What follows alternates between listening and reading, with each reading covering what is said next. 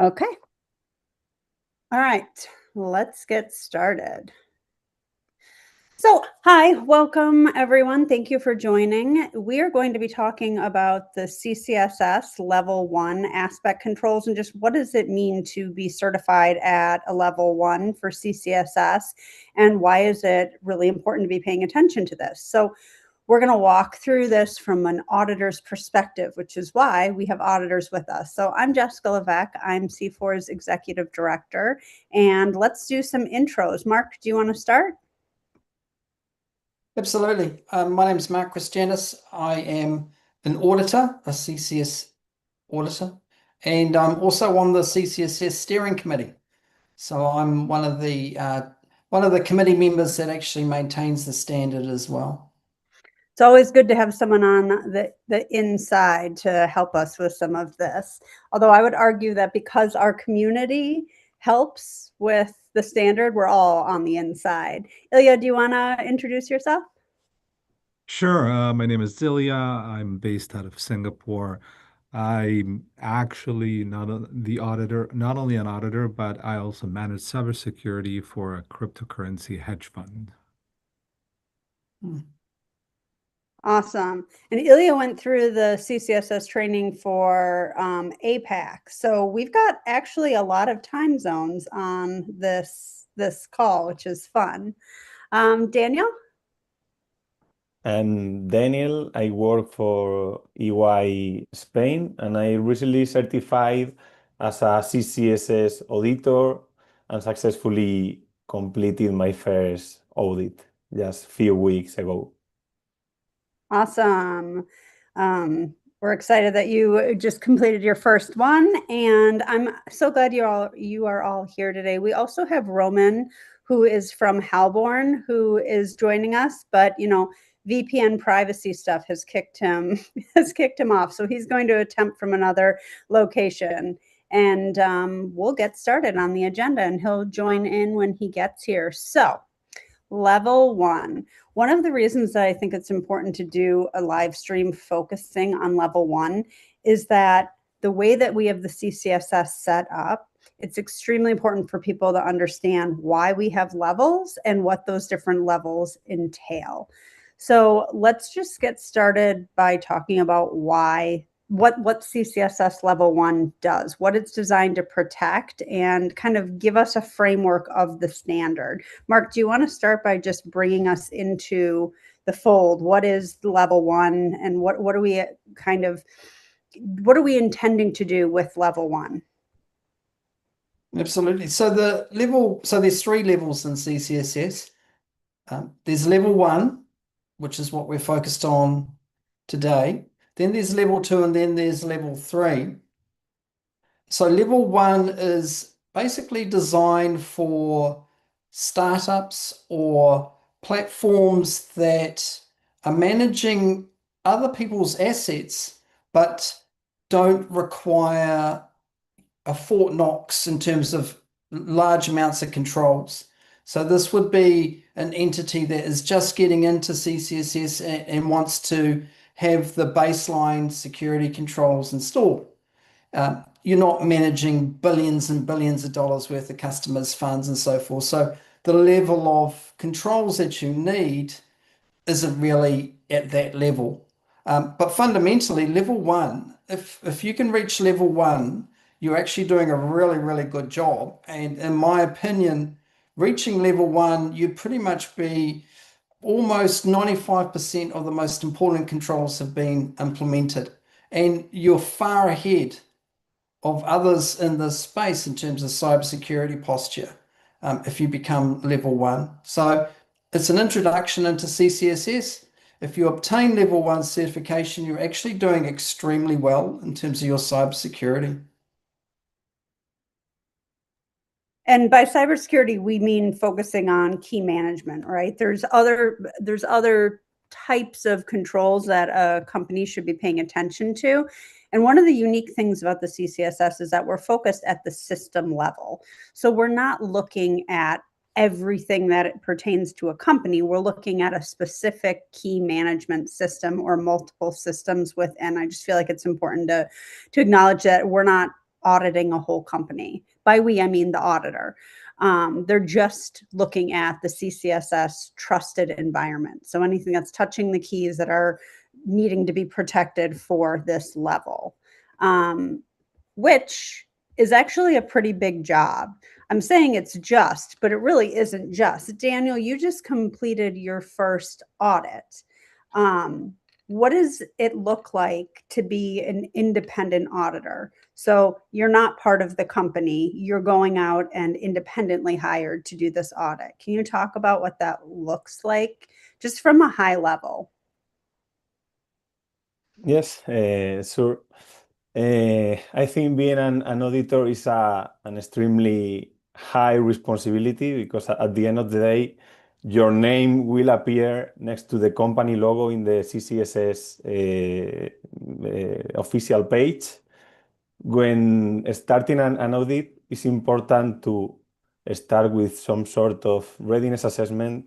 Many companies think they do things right, but when it comes to gathering the evidence, the auditor sees the things are not in place, or at least not as they should, or there isn't enough evidence.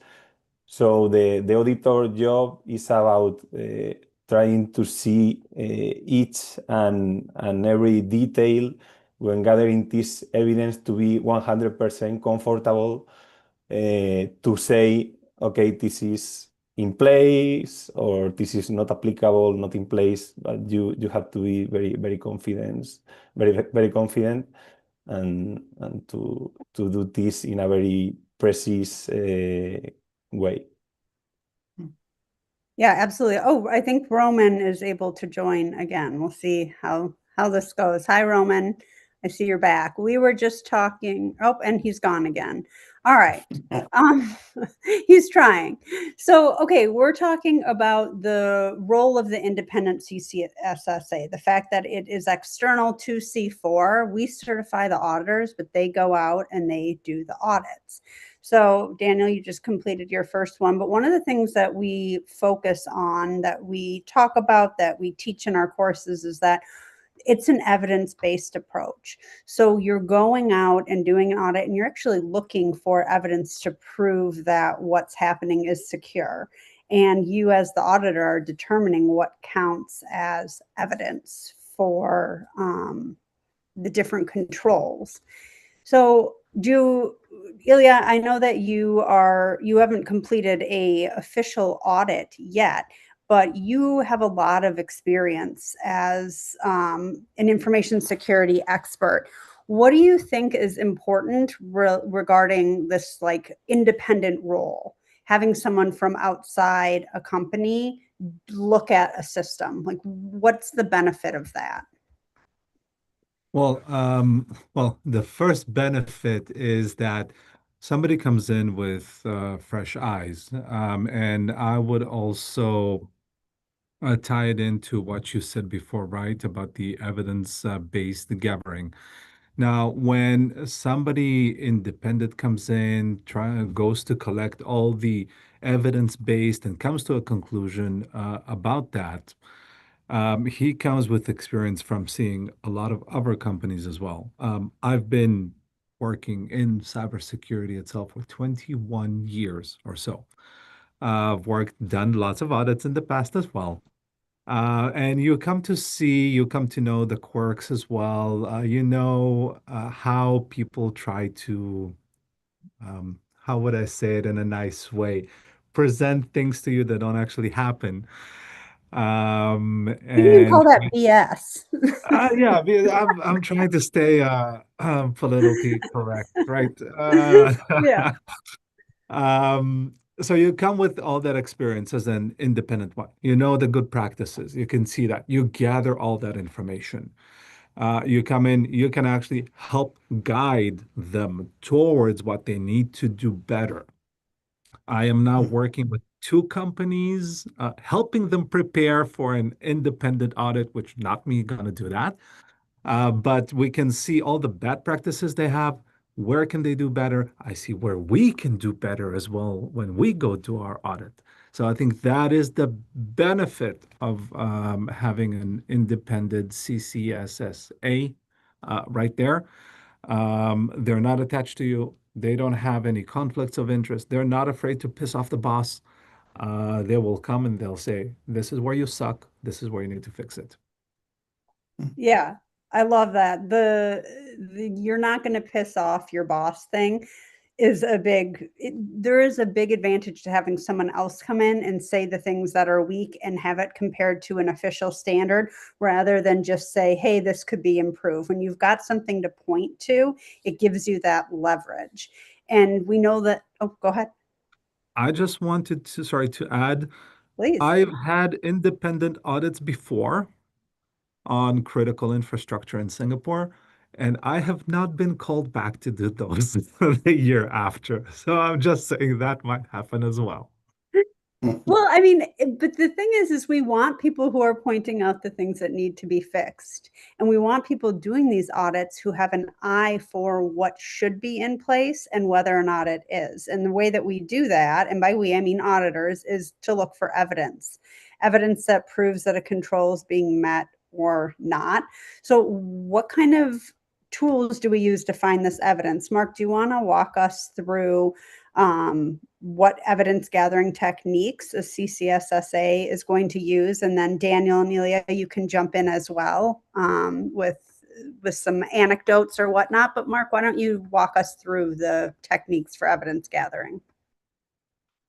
They're basically the same as most other audits.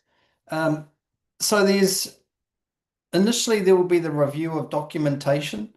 So generally the auditor will need to gain an understanding of the goals of the business, what the business wants to achieve, and how they achieve it. So we start off with reviewing the policies of the organization or the platform, and they are normally the goals of the organization. For example, we want a secure key management system. That's a goal. And then they use procedure documentation to actually say, well, how can we meet this goal? What are the steps that we need to take in order to reach it? And then sometimes they'll use standards, international standards, to say, okay, we'll use this standard for our best practice. So we actually know how to do the steps properly. And so the auditor will review that. And then the auditor will generally have interviews. So CCS has some key roles that we need to interview: key custodians, administrators of key management systems, HR people, and so forth. And we interview those people to make sure that they understand what the goals of the business are, e.g., they've read the policies, their relevant policies, and they understand what the written procedures are. Generally, it's when we interview that we find out if there's any shadow IT. So that's people doing their own thing and not actually following the procedures. Then during interviews, we normally ask the interviewee to show us systems. For example, if they're a key custodian, we say to them, well, can you show us what systems you interact with when you're signing transactions? And the other thing there with interviewing is, so we inspect systems, but we also observe processes. For example, we'll ask the HR department, can you please show us the process for doing background checks? And for the auditor, one of the most important things that we need to do is not just rely on one evidence gathering technique. So it comes down to trust but verify. So if you read the policy and that's enough, you think that's enough, it's generally not the case. You need to interview people to make sure they follow the policy and procedures. Then you need to inspect the systems to make sure that the people actually put those things in place. And then you need to observe processes to make sure that they actually follow the procedures and provide consistency of execution. So it's a lot.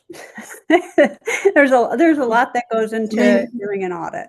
Yeah, I mean, generally for an audit, we recommend the auditors do at the very minimum 2 evidence gathering techniques, but generally it's 3. And that will give you a well-rounded understanding of if they've met a requirement. Well, and Ilya, as you pointed out, when you're listing this on the site, I think you said that, or maybe it was Daniel, someone's being listed on the site, you are responsible for having completed a good audit. So you want to make sure the system's secure, but also you want to make sure you're kind of covering your own butt to make sure that you did everything that you could to do that. Daniel, is is what Mark just went through was that your experience doing a Yes, CCSS audit? yes, that's it. I think it depends on the requirement. Typically, you gather from 2 to 3, even 4 evidences for each requirement. In the first audit I did some weeks ago, what I tried was to gather as much evidence as possible. And also, I think it's worth saying CCSS has this additional role of the peer reviewer, and the peer review will also ensure there are enough evidences for each requirement and that the techniques used for the evidence gathering were the appropriate techniques.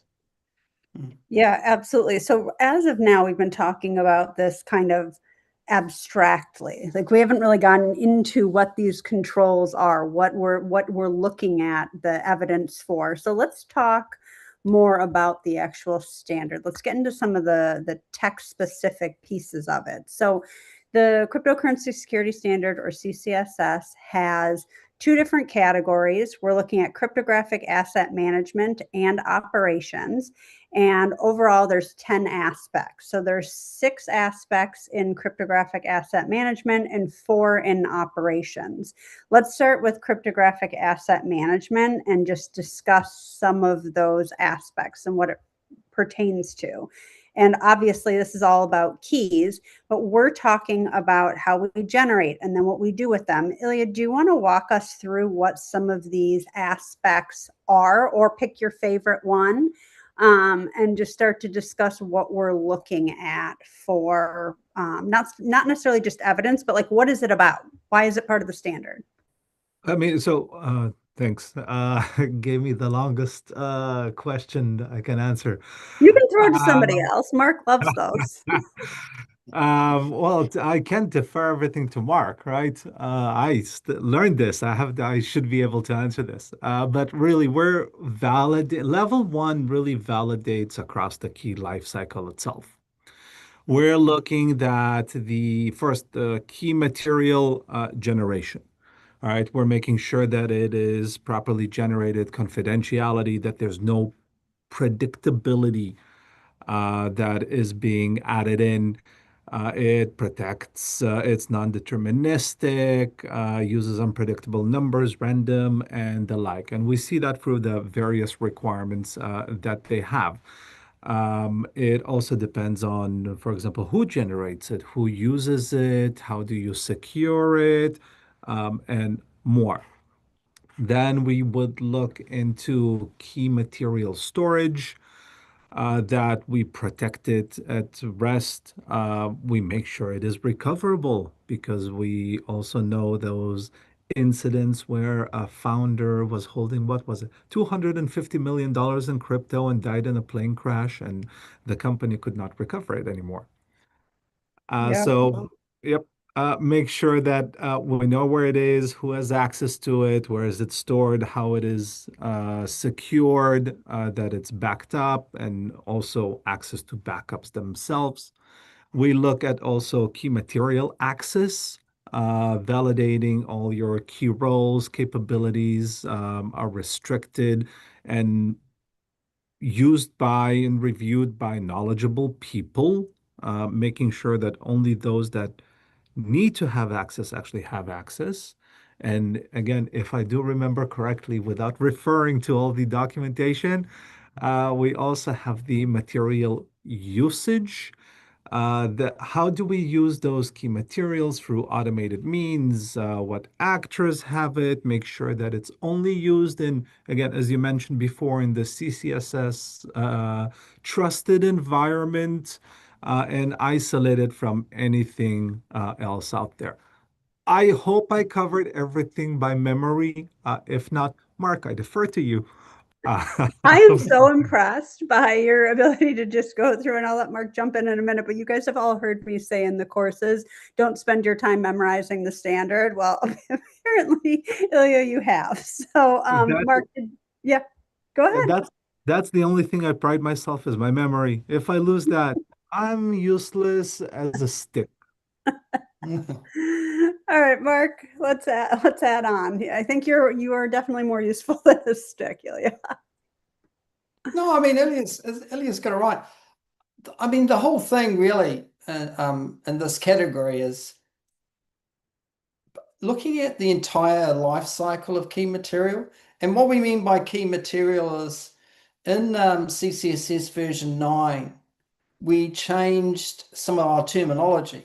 So in version 8.1, we used to use things such as private keys, public keys, seed phrases, and so forth. And in version 9, what we wanted to do was make the standard a little bit more future-proof for new technologies that we don't even know exist yet. And so we just term everything as key material. So that term means private keys, public keys, seed phrases, and whatever else gets invented. NPC shards, I mean, that's all part of key material. And so this category just deals with the life cycle of key material. Ultimately, not really done in Web3 space, but the retirement and the destruction of key material is also one of the final aspects that we have in the category. But I mean, it's very rare that you actually see people destroy key material for wallets, no matter how old the wallets are. There's always the risk that someone might put some money in there, deposit funds in that wallet at some stage. Well, and they're not necessarily retiring it, but like what we saw with Prime Trust, they were still sending key or money to a certain wallet, and they didn't have the key material for that at the time. And that was due to some transfer of leadership, as far as I know. But the point is that you need to be aware from the beginning to the end of how keys are being generated, to how they're being used, to how they're being destroyed, or if they're being destroyed at all. It's a huge piece. And at level, the way, Mark, you mentioned this, but we've got level 1, and then it goes up to level 2, level 3. And so every level you're adding on additional requirements. But the way it's set up is that level 1 is something that you should strive for. It's something that really does secure systems and the key management surrounding it. So it is very intentionally focused on making, these situations that we talk about, these horror examples, go away. So what else within the or not the operations, the cryptographic asset management, do we want to talk about specifically for level 1? Are there any other controls or requirements that anyone wants to focus on specifically at level 1 that you just want to talk about? Daniel, did you want to?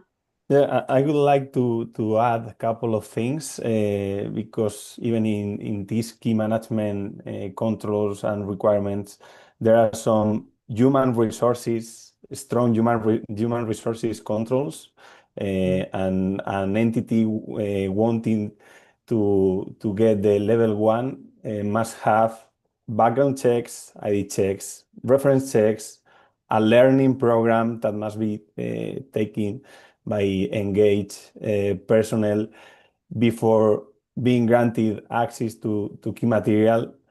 And also wanted to add, because there are some requirements, for example, about what happens when an automated signing agent will use the key material. For example, in my first audit or in some audit, you may find this is not applicable for a specific system under audit, and even if it's not applicable, you must get evidence, you must review policies, interview personnel, inspect configurations, observe process to mark this check in not applicable. So you must gather evidence to mark it as in place or as not applicable. Yeah, I think that's a really good point. Not every system is designed the same, obviously. So sometimes there will be a requirement that isn't applicable to that system, right? And so as an auditor, you're not only figuring out what the trusted environment is, you're also figuring out within that what the system looks like, and then if the controls can even apply to that system or not. Mark, did you want to add to that? Or are you just nodding Oh, in no, I mean, agreement? no, absolutely. And Daniel's right. There's the focus on key material itself, but also the human factor as well, which is very important. And that's why you see the bulk of the requirements for humans is actually at level 1. So the background checks, the reference checks, the ID checks, all at level 1. The training. So in version 9, we put in quite a few requirements right down at level 1.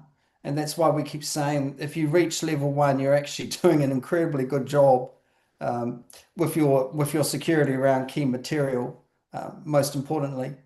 The training, which Daniel brought up, is particularly important because it's not just about security awareness training, the tailgating and don't pick up USB keys in car parks and put them in your corporate computer and so forth. But CCSS requires that your training is actually focused on the role. So if it's a key custodian that's being trained, then a lot of the training needs to revolve around the key custodian's roles and responsibilities. If it's an administrator, the same, focus around what they do in terms of administrating things like HSMs and so forth. And then we have also too, in version 9, level 1, we put in the fact that any role or any person that has access to key material or it can impact the security of key material must acknowledge in writing that they understand their roles and responsibilities as well. So definitely the weakest chain in the link, as we know, humans, is definitely addressed at level 1. Yeah, and level 1 is, it's really rigorous. To complete a level 1 audit, there's a lot of things you need to get through and do and show evidence for. And so a lot of systems can't reach level 1 yet. And initially, when we started to get audits going, we've had kind of unofficial audits, and the standard's been around for a long time, but actual official third-party audits started, I think, about 3 years ago. And Mark's nodding; he completed the first CCSS audit ever, so I'm looking to him to confirm that. But so as the audits have expanded and grown, what we've seen is more companies recognizing that level 1 certification is really valid and useful. When we first started, there was kind of a push for everyone saying, well, level 3 or, we don't want to go through certification. And we've seen how once the understanding of how the levels work has shifted, we have a lot more organizations, entities going for level 1 with their systems. And so do any of you want to talk about why level 1 is really rigorous? Like, are there any controls that specifically are, or is it all controls that are really important to this? Like, when you look at the standard, what requirements or aspects do you see as kind of changing? If they're more secure, how are we making the space safer with them? That was a really long question again. Should I throw it to you, Ilya? I'll rephrase. What requirements in level 1 are extremely important? How is that? You Or are they know, all? um, they're all important. I think this also says, right, that and I mean, it's also a saying in cybersecurity, what's the weakest chain? All right, and I think it's also said here Mhm. that your score is evaluated based on the lowest ranking item that you have. Right. The I've so I'm preparing several companies as like help towards their audits that they plan to do later in the next year. And the amount of you look at level 1, you say this is basic. This is like 101. You should have this, but none of them have this. You look at a founder that did really well, built a company around what they're doing.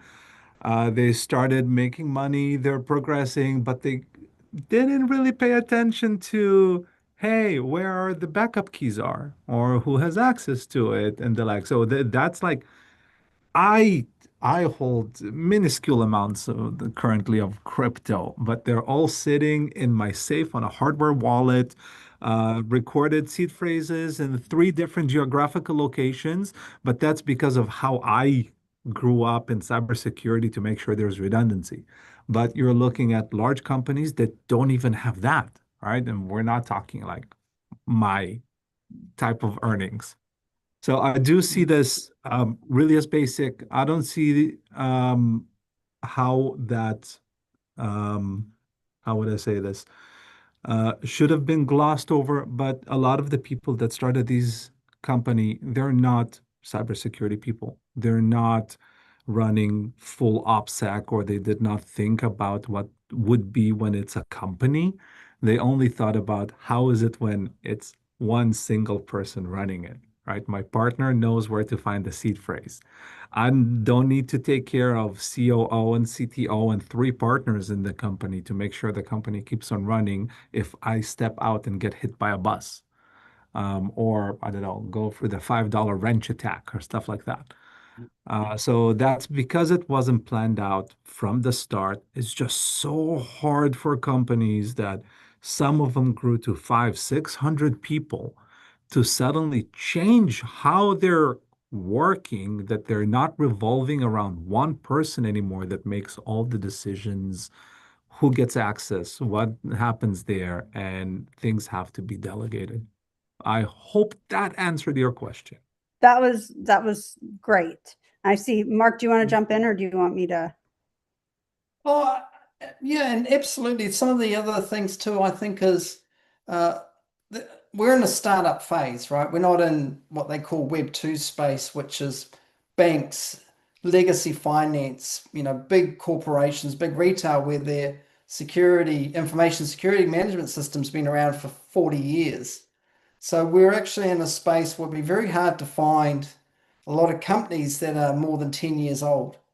And so the other thing too is sometimes the businesses focus on a couple of things, like how do we securely generate key material? And then they might focus on how do we securely store it? But then they leave the rest of the key management life cycle alone. They only focus on what they believe to be absolutely fundamentally important. But CCSS captures everything. So, as we mentioned before, it's from generation right through to retirement and destruction. And so sometimes when you go into an entity, you'll find that they do a few things right, but a lot of things not right. And so most of the time that I experience with my own clients is that the remediation activities before they can do an audit is just getting the rest of the stuff that they're supposed to do up to scratch. And I think that proves the point that, level one is all encompassing. It covers the entire life cycle of key material. Yeah, it's interesting to think about how many companies started when, if they've even been around for a while, but they had a low amount of assets, and then suddenly, crypto summer bull run happens, and they've got way more money that they're in charge of than they realize that they would be.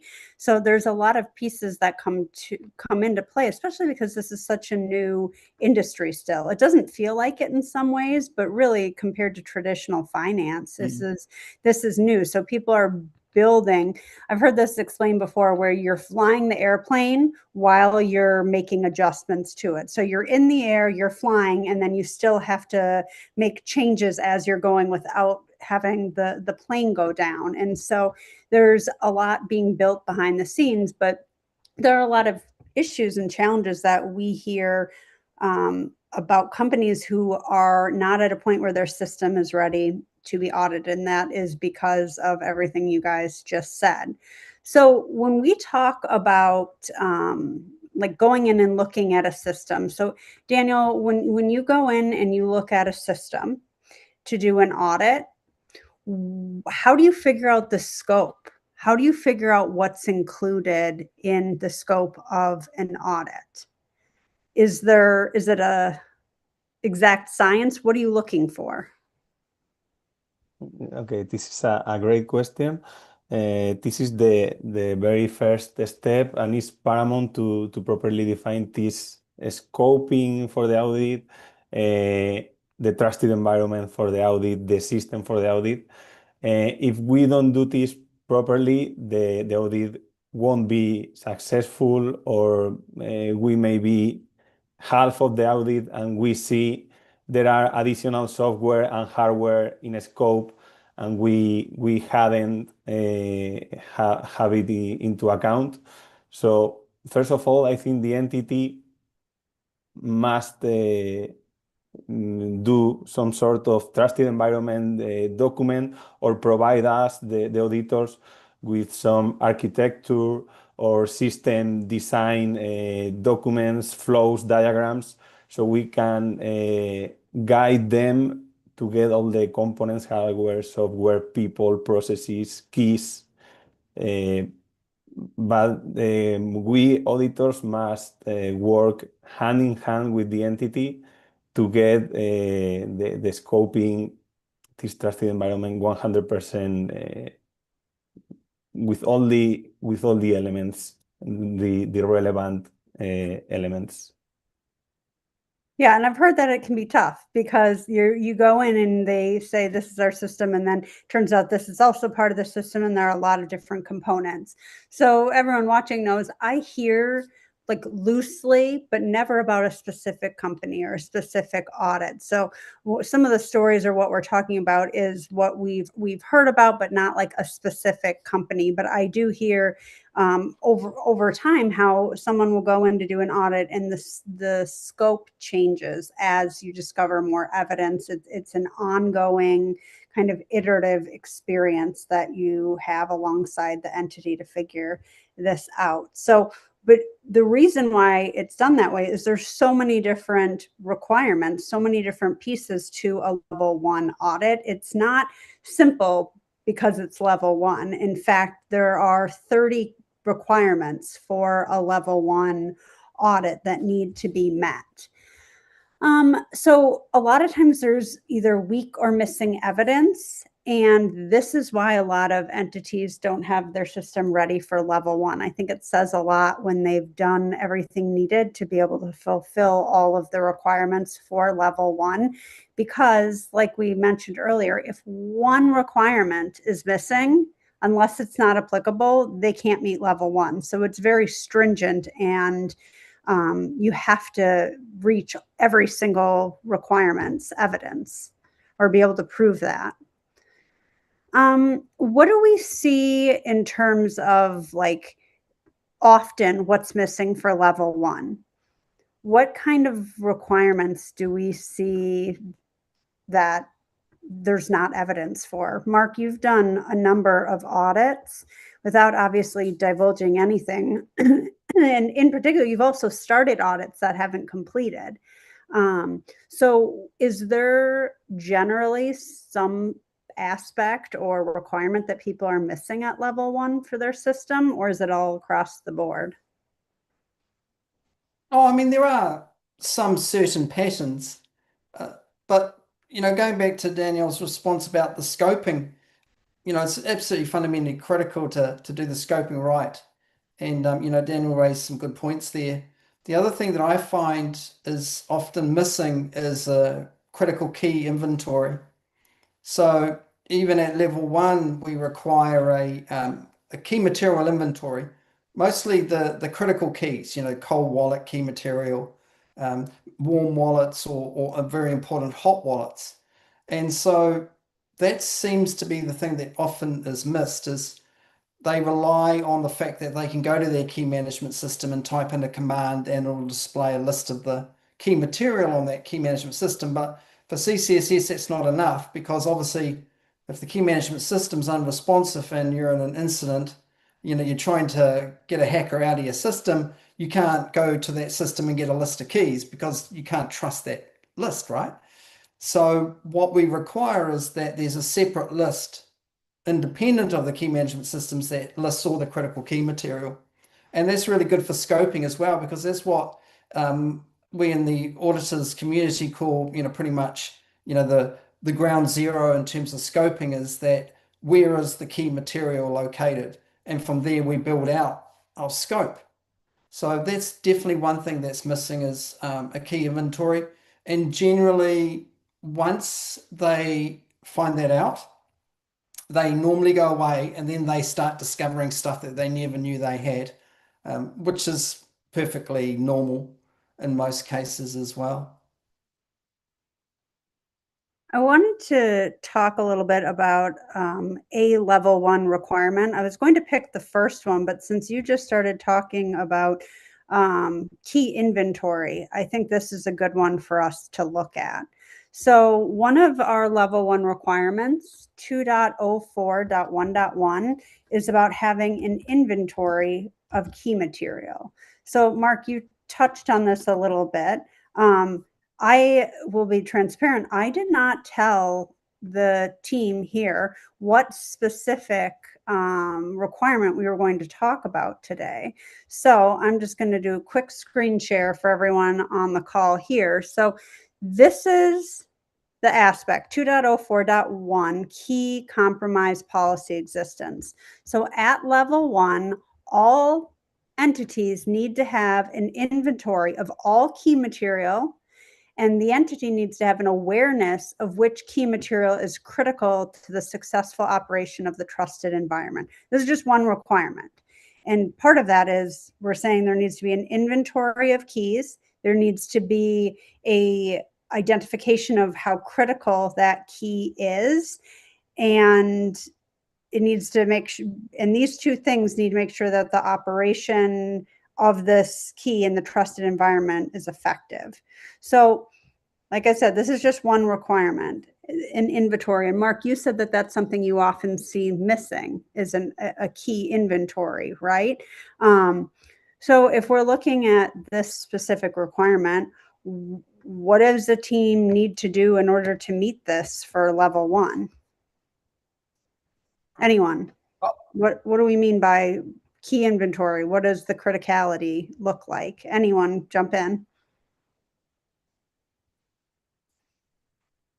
Well, I'll start off. We generally have that requirement with a little bit of an explanation as auditors, is because you might have someone come to you and say, wait a minute, we generate over 100,000 hot wallets every 24 hours for deposits and withdrawals.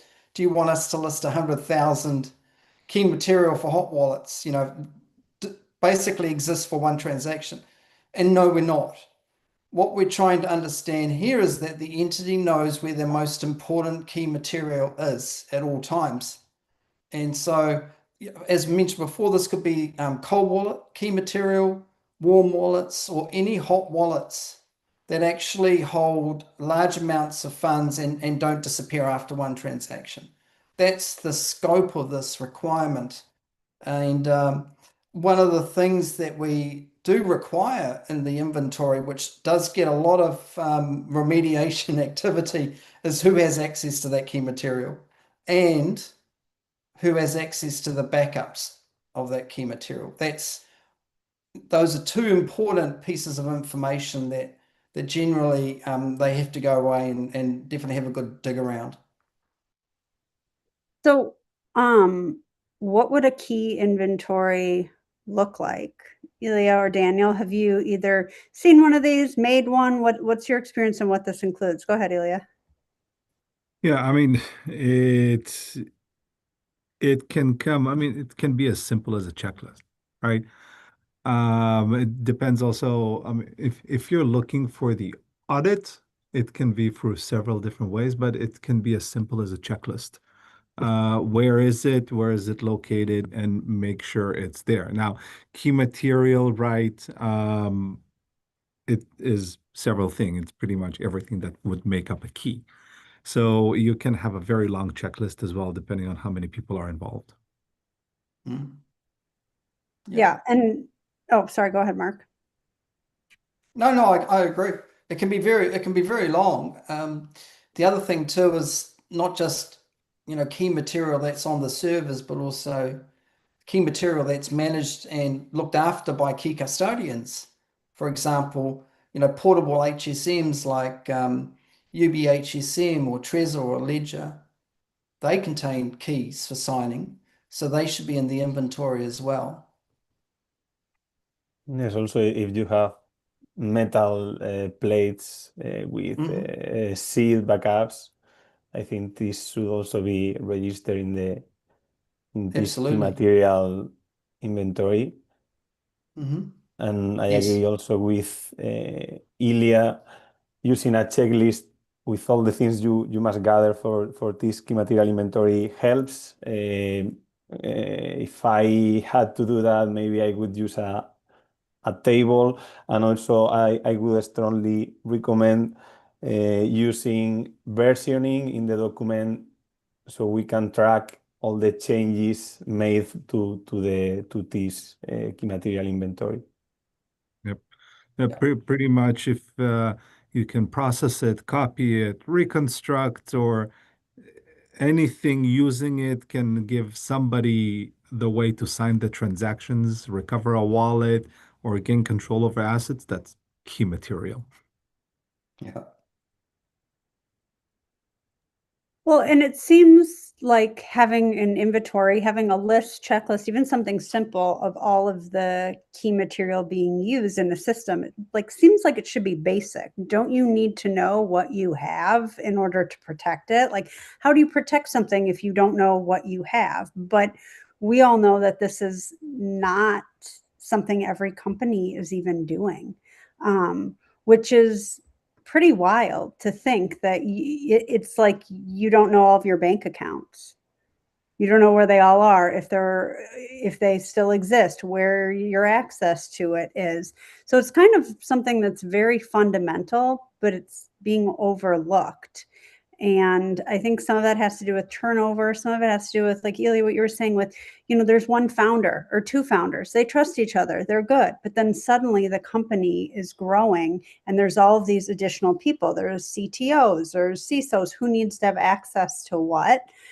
So is the key inventory, so like this is just one requirement, is it growing and changing over time, or is it static? What does a key inventory look like from the start to, a year in, 5 years in? Ilya, does a key inventory change?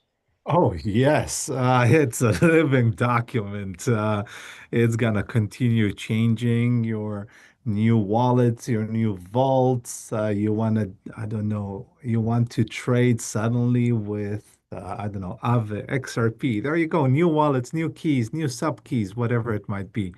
New platforms. It's daily. It grows daily. Well, and you probably have to pay attention to, like, who's allowed to create. I mean, not probably, you do. Who's allowed to create these? What's the process for creating and adding to a key inventory? It's just interesting to me as not an auditor. You look at one requirement and there's a lot of different pieces to it. And it seems like, well, that's a lot. But at the same time, well, if you're not doing that, then you don't know where the money's going or that you have access to it. Just talking through one requirement shows how critical just one piece of this all is when it comes together. Okay, anything else anyone wanted to add about this specific requirement? Okay, if not, that's okay. We actually have time to look at a second level 1 requirement as well. Does anyone have one you'd like to pick, a favorite perhaps, or should we look at it together? Let's see here. This is actually, I feel like, a good way for people watching to see how our CCSSAs are just, they're experts in this. You've seen, I just threw them under the bus by picking a random requirement, and they all knew all about what was required for it. So you can see some of these, there is not a required level. There's no requirement for level 1, but most of them do have something. We talked a little bit, Daniel did, about the reference checks and how important that is. what if we talk a little bit about training for key management? So all individuals involved in key management operations, or that can impact it, have to go through training. Ilya, you were saying that you're working with companies on some of this. What might training look like for key management? How do we go through and train people to feel confident that they're doing the right thing? Well, Or throw it to somebody else. I'll start a bit and I'll throw it over to somebody else. I've Perfect. been talking too long. We internally at the company, I've developed role-specific training, which is something I greatly support. And so this is not, we have very specific training for not only those who use keys, but also those who might use wallets and those who would be trading with those wallets, how they can use it. And then we would have developer training, general training, and the like. Now, having said that, I will transfer it over to whoever wants to pick it up, either Daniel or Mark. I don't want to catch too much airtime. I'm happy to share it all. Yeah, Mark or Daniel, let's talk about this. Before Mark, I would like to say this will depend highly on the company. For example, if the company uses smart contracts, the personnel involved in the deployment of the smart contracts will need to be trained about that. Or if we have developers, programmers, programming code that may compromise the key material, we may have some specific training for these developers with the best practices around key custody and secure coding. So I agree with Ilya. This would be a company specific and role-based training. Go ahead, Mark. Oh no, you two have covered it completely, and there's nothing else to add. So I'll I mean that's it. Basically, that's the what we need to focus on in this requirement. I'll present another one that I think is quite important too, and only came in CCSS V9, but it's basically fundamental to a lot of the requirements in CCSS is the threat modeling that we now require at level 1. And so this is not in the life cycle management portion, the category. This is in the operations category. And it's all very fresh, but absolutely vitally important is that in order to have an effective trusted environment, you need to understand who wants to do you harm and how can they do you harm. So again, this is new since CCSS V9, but it's fundamentally critical that threat modeling is undertaken so you can actually understand where the controls need to be inside your trusted environment.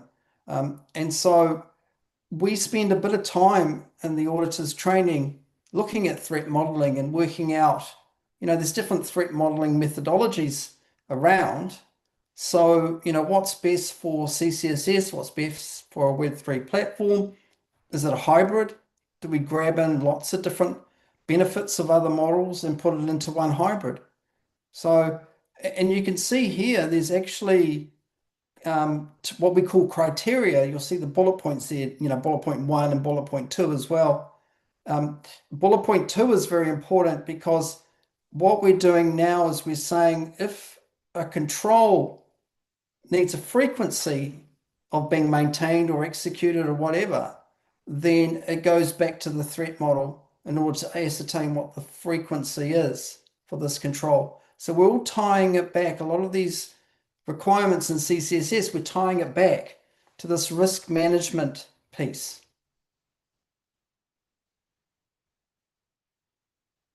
And So, I think, for example, banks that are now starting to adopt crypto custody, for example, they are really used to working with threat modeling, with risk management, and so on.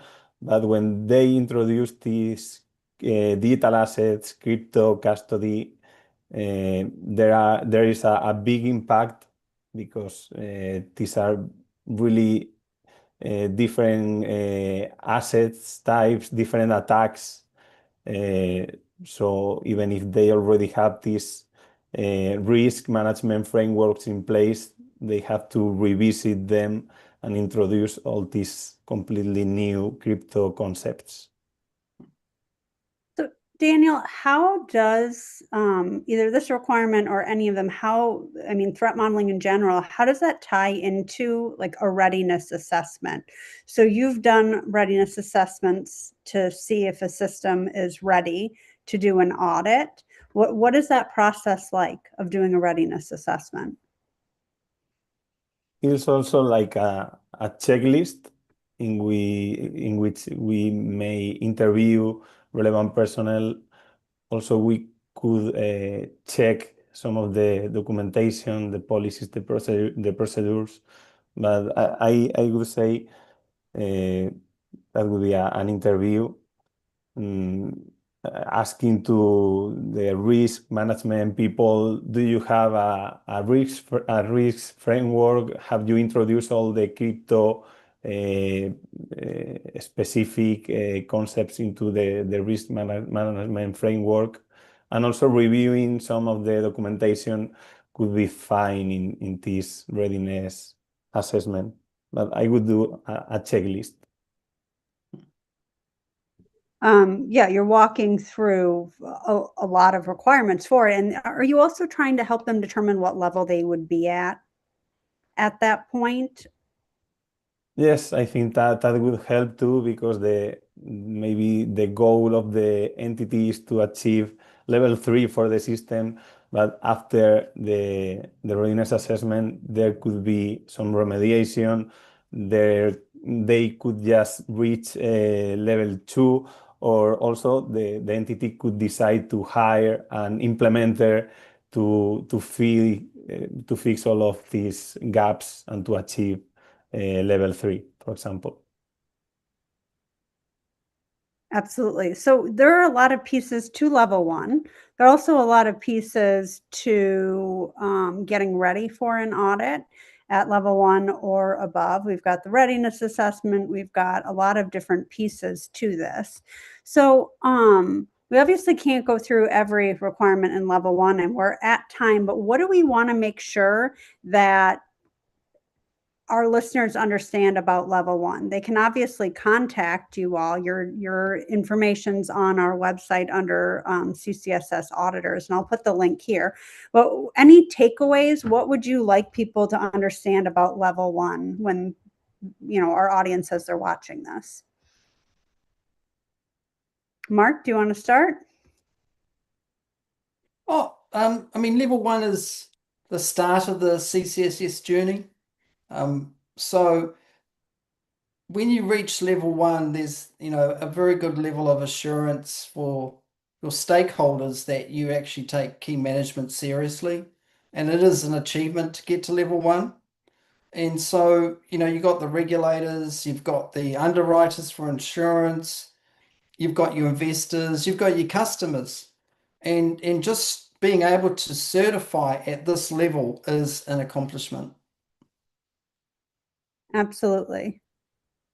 If I can chime in,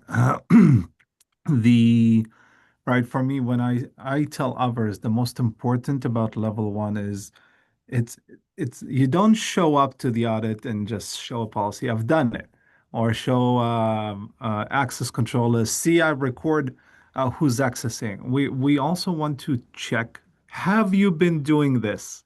And not just popped up for the audit with, hey, this I've done this last week, so I can pass now. So you actually need to prove that this is something you have been doing a while, but also at some parts, like we talk about key ceremony. Uh, don't over-engineer it. Don't find something complex that you build a Faraday cage, that is where you decide to do the key ceremony so nobody can see it, that you run technical security countermeasures for your offices once a day. So it doesn't have to be over-engineered either, right? We are looking for evidence that you are doing this, that you have been doing this, and that would bring you to level 1. Yeah, absolutely. Daniel, anything to add? Any closing remarks about level 1? Yes, it's not only about doing things right, but also about demonstrating and providing evidence, proving you have done things right. Also, I would suggest to entities wanting to achieve level 1 not to get overconfident.